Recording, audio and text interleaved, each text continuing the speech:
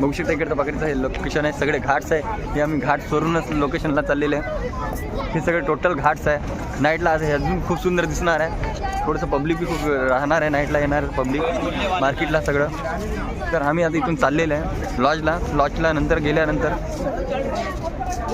का होईल माहीत होईल तिथं. मग तिथं संध्याकाळी आम्ही फिरणार आहे. सगळेजण इथं फॉरेनर बी आलेलं आहे. बघू शकता पाठीमागे फॉरेनर जात आहे. फॉरेनर इंडियन कर्नाटका जस्ट सगळेच टोटल स्टेटचे लोक इथं येतात.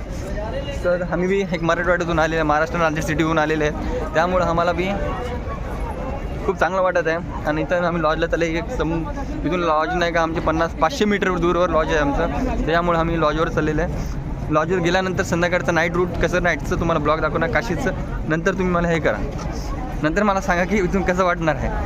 मित्रांनो बघू शकता किती सुंदर सुंदर जे बोट्स येणार आहे. ते हे घाट्स तुम्हाला सगळं दाखवणार मी संपूर्ण. आता मी लॉजवर गेल्यानंतर तुम्हाला भेटतो. Thank you so much.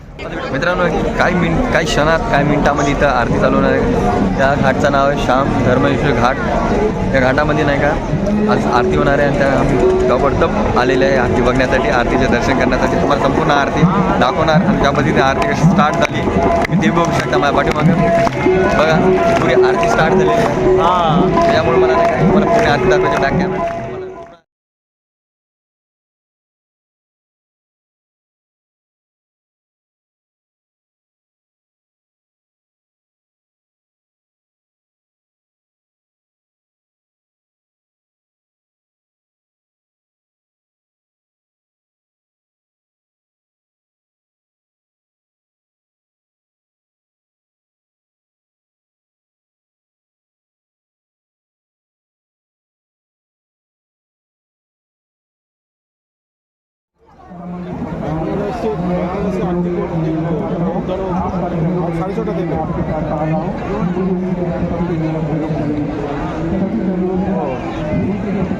दोन